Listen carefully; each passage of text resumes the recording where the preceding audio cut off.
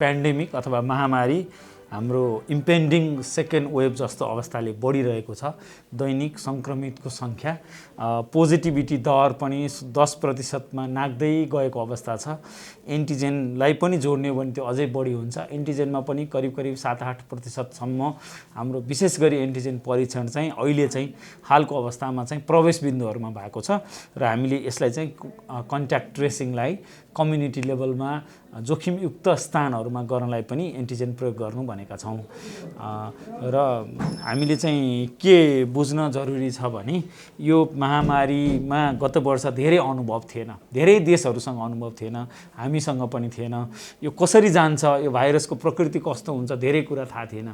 कमसेकम अहिले हामीलाई त्यो चाहिँ धेरै थाहा छ भनौँ, जटिलतादेखि सबै कुरा। र अहिले नयाँ थपिएको भनेको सबै कुरामा थप भनेको चाहिँ नयाँ भेरिएन्ट आउनु चाहिँ यो पालि नयाँ कुरा हो गत वर्षभन्दा। र एक हिसाबले जनताको स्तरमा पनि पहिला चाहिँ के होला कस्तो होला जुन प्यानिक थियो, डर थियो, त्यो केही हदसम्म कम छ। किनभने सङ्क्रमित सबैलाई चाहिँ अस्पतालै बस्नुपर्ने, सबै आइसियु नै जानुपर्ने चाहिँ हुँदैन। भलै हाम्रै देशमा पनि 1% जतिको मृत्यु भयो, केस फ्याटालिटी रेट भन्छौँ हामी, 1.1% सालाखाला 100 जनामा अथवा 100 जनामा 1.1 अथवा 1000 जनामा 11 जनाको मृत्यु हुने जस्तो अवस्था हाम्रोमा पनि भयो। 3000 माथिको मृत्यु भयो। धेरैलाई जनस्वास्थ्यका मापदण्डको बारेमा धेरै हिसाबले धेरै जानकार हुनुभयो, तर हामीले केही कुराहरू भुल्यौँ। भनेको मतलब यस्तै रहेछ भनेर अलिकति हल्का रूपमा पनि लियौँ। विशेष गरी विगत 3-4 महिना जुन महिनामा सङ्क्रमितहरूको सङ्ख्या घट्दो थियो। तर अहिले मित्र राष्ट्र भारतमा, दक्षिण पूर्वी एसियाका अन्य देशहरूको जस्तै हाम्रो देशमा पनि सङ्क्रमणको अवस्था उकालो लागिरहेको अवस्था छ। अब यहाँले विगतकोलाई हेरेर भन्ने हो भने एउटा चाहिँ सबैभन्दा बढी र यो पालि त्यस्तो नगर्न खोजिएको सम्झनुपर्छ भने मैले फर्स्टमा सम्झिने चाहिँ त्यतिखेर हाम्रो नेपाल भारतको प्रवेश बिन्दु बोर्डर सिल भन्ने जस्तो कन्सेप्ट ल्याइयो। धेरै नेपाली दाजुभाइ दिदीबहिनीहरू भारतमा लकडाउन भएपछि नेपाल फर्किनुभयो, उहाँले दुःख पाउनुभयो, हजारौँ मान्छेहरूलाई क्वारेन्टाइन व्यवस्थापन गर्न गाह्रो भयो। त्यो हाम्रो तत्कारो अनुभव हो र यो सम्भव पनि छैन हामी जस्तो स्रोत साधन सीमित भएको ठाउँमा एकैचोटि हजारौँ मान्छेहरूलाई तयारी पूर्वाधार बिना चाहिँ सीमामै व्यवस्थापन गर्न गाह्रो भयो। कति दिन उहाँहरू मित्र राष्ट्र भारतपट्टि बस्नुभयो, केही नेपालबाट भारत जानेहरू पनि सीमामा अड्किए, उहाँहरूको खानपान व्यवस्थापन झन् जोखिमहरू फैलिने काम भयो। कमसेकम सबै ठाउँबाट नसके पनि सीमामा हाम्रा खुल्ला सिमाना छ, धेरै ठाउँबाट आवत जावत गर्न मिल्छ। तर मुख्य स्थलमार्गसँग जोडिएका, त्यसमा रेल, भारतीय रेलवे अथवा चाहिँ भारतका मुख्य यातायातको चाहिँ मार्गमा जोडिएका मार्गमा चाहिँ हामीले हेल्थ डेस्कको स्थापना गरेका छौँ। त्यहाँबाट हाम्रो स्वास्थ्य कर्मीहरूले जोखिमको अवस्था हेरेर, लक्षणको अवस्था हेरेर परीक्षण गर्नुभएको छ। परीक्षणको अवस्था अनुसार फिल्टरिङको काम भएको छ। अस्पताल नै जानुपर्ने कम हुनुहुन्छ, उहाँलाई अस्पताल लिङ्क गर्ने, आइसोलेसन अथवा होल्डिङ सेन्टर राख्नुपर्ने आइसोलेसन अथवा होल्डिङ सेन्टर पठाउने, अनि त्यसपछि घरमै जान मिल्ने नजिकका हुनुहुन्छ भने घर पठाउने, तर टाढा घर भएकालाई चाहिँ त्यही आइसोलेसन सेन्टरमा राख्ने काम भएको छ। र अर्को नयाँ चाहिँ हामीले त्यही सिकाइबाट बुझेको प्रवेश बिन्दुमा मास्कको वितरण, 10 वटासम्म मास्क एकजनालाई दियौँ भने कमसेकम उहाँले सङ्क्रमण सार्ने जोखिम कम हुन्छ। हामी के बुझ्नु जरुरी छ भने, यहाँ धेरैजना सुनिराख्नु पनि भएको छ होला, के बुझ्न जरुरी छ भने एन्टिजेन परीक्षण सबैको गर्न हाम्रा अहिले बनेका पालले टाँगेर बनाएका हेल्थ डेस्कहरूमा अहिले नै सम्भव छैन। 2-3 जना स्वास्थ्य कर्मीहरू हुनुहुन्छ, धेरै मान्छेहरू, सयौँको मान्छे लाइन लाग्छ, उहाँहरूको परीक्षण गर्नलाई समय पनि लाग्छ। हामीसँग त्यस्तो कुराउने ठाउँ छैन, गर्मी छ, तापक्रम गर्मी छ, यतिखेर गर्मी बढ्दो छ, टेन्टहरूमा बसेर त्यो सबै गर्न चुनौतीपूर्ण छ। चुनौतीपूर्ण बावजुद पनि उहाँहरूले फिल्टर गरेर आवश्यकता अनुसार परीक्षण गर्नुभएको छ। त्यो एउटा प्रयास हो। यसमा अझै सुधार्ने ठाउँ धेरै छन्, म पुरै 100% भयो भन्दिनँ, तर सबैलाई उत्तिकै भाइरल लोड हुँदैन। सबै त्यो इन्क्युबेसन पिरियड भन्छौँ, त्यो पिरियडमा भएको लक्षण नभएका पनि हुनुहुन्छ, हामी सचेत छौँ। त्यसैले 10 वटा मास्क त्यहाँबाट वितरण गर्ने, उहाँहरूले कमसेकम त्यो 10 वटा मास्क लगाइदिनु भयो भने 10 देखि 14 दिनसम्म पुर्याउनु भयो भने त सङ्क्रमण अरूलाई सार्ने जोखिम कम हुन्छ। कमसेकम सीमा नाका, जुन फर्मल नाका भनौँ, अझ फर्मल प्रवेश बिन्दुबाट प्रवेश गर्नेहरूलाई एउटा यो व्यवस्थापन गरियो र पहिला जस्तो क्वारेन्टाइन चाहिँ अहिले क्वारेन्टाइन सेन्टर नराखिकन आइसोलेसन होल्डिङ सेन्टर अथवा घरमै क्वारेन्टाइन बस्ने। तर यहाँनिर हामीले के बुझ्नु जरुरी छ भने यो महामारी नियन्त्रणमा हामी सबैको भूमिका छ। त्यसमा सरकार, नागरिक समाज, सरकारभन्दा तीनवटै तहका सरकार, प्रदेशको सरकार, जिल्ला स्तरमा पनि हाम्रो पालिका जुन स्थानीय तहका सरकार छन् उहाँहरूको पनि जिम्मेवारी छु। यो म कहाँ जोड्न चाहन्छु भने हाम्रै दाजुभाइ दिदीबहिनीहरू, हाम्रै परिवारका सदस्यहरू पनि विदेशबाट आउनु भएको छ भने उहाँहरू चाहिँ त्यो आइसोलेसन क्वारेन्टाइनको नियम पालना गर्नमा कसैले जानी नजानी त्यो चाहिँ गर्नुभएको छैन भने हामीले निगरानी राख्नु पर्यो, सचेत गराउनु पर्यो, सम्झाउनु पर्यो र कमसेकम घरमै अब हामी सङ्क्रमितहरूलाई पनि केही सङ्क्रमितहरू घरमै पनि बस्नुहुन्छ लक्षण नभएका, सामान्य धेरै किन 80% त सामान्य अथवा लक्षण बिना नै हुन्छन् सङ्क्रमित भेटिए पनि, जसको घर नजिक छ बस्नुहुन्छ उहाँहरूको पनि हेरचाह गरिदिनु पर्यो, अरूलाई जोखिम नहुने गरी क्वारेन्टाइन अवधि पनि विदेशबाट आउनुभएकाहरूले पनि गरिदिनु पर्यो। त्यो भन्दै गर्दा देशभित्रै पनि सङ्क्रमण बढेको छ, त्यो हामी बुझ्न जरुरी छ। भारतबाट आउने छँदैछ, पोहोर चाहिँ सिचुएसन यस्तो थिएन, अहिले चाहिँ भाइरस त यहाँभित्र पनि छ र हामीले के बुझ्नुपर्छ भने तुलनात्मक हिसाबले बढ्दो क्रममा नयाँ भेरिएन्ट विशेष गरी B.1.7 युके भेरिएन्ट सम्भावित भन्छौँ हामी सिक्वेन्सिङ नहुँदासम्म, त्यो भेरिएन्टको प्रोपोर्सन चाहिँ बढ्दो छ। हिजो यो पुस माघतिर यो 15-20% अथवा 2-4 थियो भने अहिले आएर चैतको अन्तिमतिर आइसक्दा यो चाहिँ 2/3 भन्दा बढी मात्रा र्यान्डम स्याम्पलमा यसले लिएको छ। त्यो हिसाबले यहाँभित्र पनि जोखिम छ, बाहिरबाट आउने नागरिकहरूमा पनि जोखिम हुनसक्छ। त्यो हिसाबले उहाँहरूले आइसोलेसन क्वारेन्टाइनमा ध्यान दिने र म यहाँबाट फेरि पनि अनुरोध गर्न चाहन्छु, हाम्रो सङ्क्रामक रोग ऐनले चाहिँ प्रमुख जिल्ला अधिकारीहरूलाई जिल्लाभित्रको सङ्क्रामक रोग ऐन अन्तर्गतका नियम यो ऐनमा उल्लेख गरेका प्रावधानहरू जस्तो सार्वजनिक क्षेत्रमा मास्कको प्रयोग, म्यान्डेटरी मास्कको प्रयोग, भिडभाड जोखिम जुलुसहरू हुन नदिनेमा उहाँहरूको रोल छ, त्यसलाई बढी जोड दिनु हुन, स्थानीय पालिकामा रहेका हाम्रा स्वास्थ्यका संरचनाहरूले चाहिँ कमसेकम त्यो कन्ट्याक्ट ट्रेसिङ, क्वारेन्टाइन, आइसोलेसनहरूलाई चाहिँ व्यवस्थित गरिदिनु भयो भने पक्कै पनि यो हामी महामारी जित्न सक्छौँ। विगतमा सिकेकोबाट हामीले सबै तहले चाहिँ सहकार्य गऱ्यौँ भने चाहिँ यो महामारी परास्त गर्न सकिन्छ भन्ने मेरो विचार हो, मेरो अनुभव। गत वर्ष चाहिँ धेरै कुराको अनुभव थिएन, कसरी जाला थाहा थिएन। अर्को फाइदा पनि थियो है, त्यतिखेर चाहिँ यो समयमा लकडाउन थियो, आवागमन कम थियो, सङ्क्रमण बिस्तारै फैलिन्थ्यो। यो पालि त सबै खुल्ला छ, विद्यालय खुल्ला छन्, सार्वजनिक यातायात खुल्ला छ, भिडम्भिड गरेर चाहिँ सार्वजनिक यातायात चलिरहेका पनि छन्, सपिङ मलहरू खुलेका छन्, सब क्षेत्र खुल्ला हुँदा जोखिम बढ्दो छ।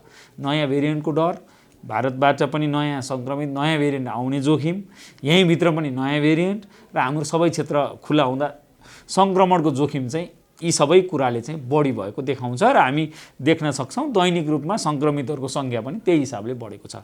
कन्ट्याक्ट ट्रेसिङको लागि चाहिँ विश्व स्वास्थ्य सङ्गठनले उपलब्ध गराएको रकमबाट जनशक्तिहरू चाहिँ प्रदेशले नै खटाउनु भएको छ विभिन्न ठाउँमा। उहाँहरूलाई आवश्यक तालिम र आवश्यकता अनुसार जस्तो अहिले एन्टिजेन हामी भनेका छौँ, एन्टिजेनहरूको सप्लाईको व्यवस्था र तालिमको व्यवस्था र निर्देशिका कस्तो अवस्थामा कन्ट्याक्ट ट्रेसिङ कहाँ आवश्यक छ भन्ने हिसाबले गराएको छौँ।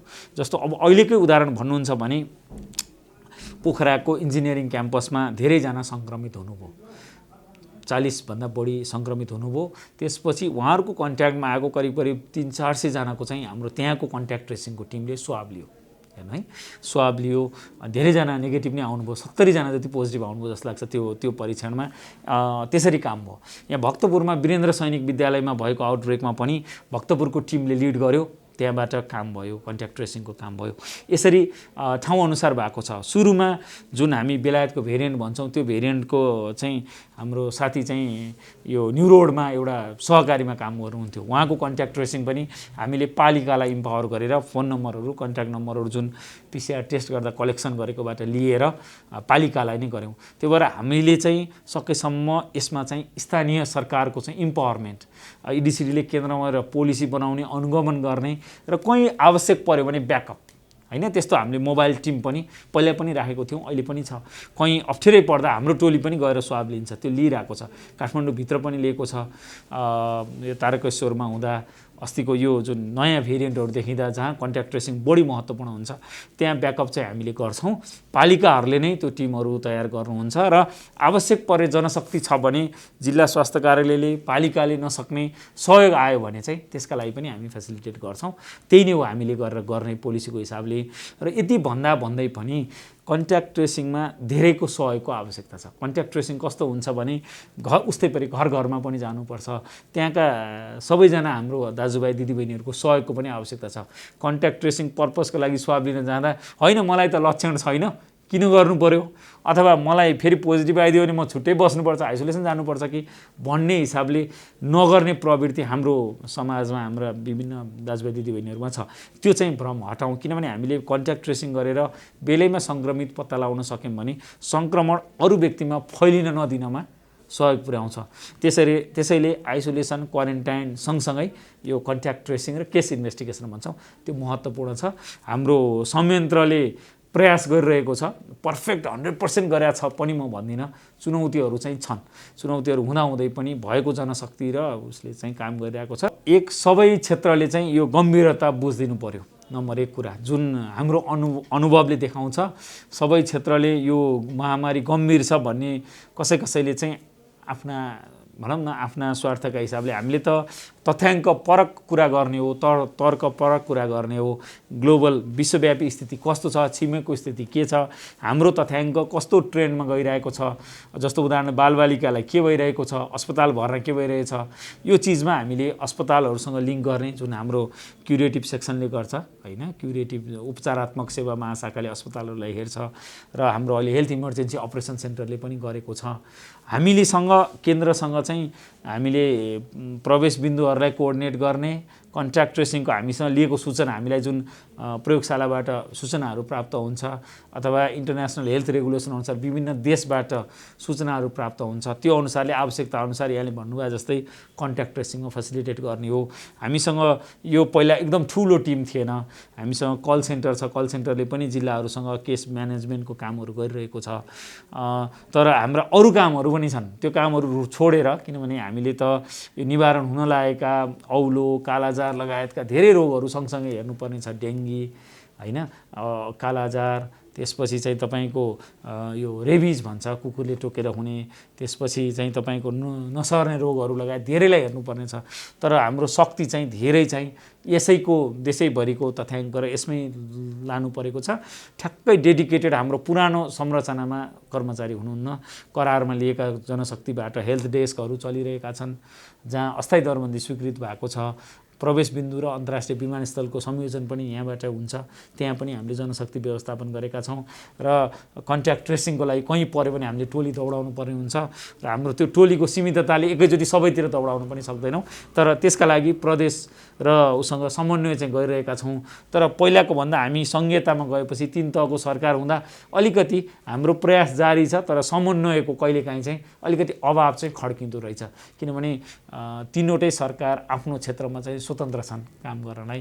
हामीले नीतिगत हिसाबले चाहिँ यस्तो यस्तो अवस्था छ दिने हो र सबै जिल्लामा प्रमुख जिल्ला अधिकारीज्यूको नेतृत्वमा चाहिँ डिसिसिएमसी छ, त्यसले पनि केही नीतिगत निर्णयहरू जिल्लाको लागि गर्छ। तर कतै कतै कोअर्डिनेसन र लिङ्कलाई चाहिँ अझै धेरै गर्नुपर्ने छ।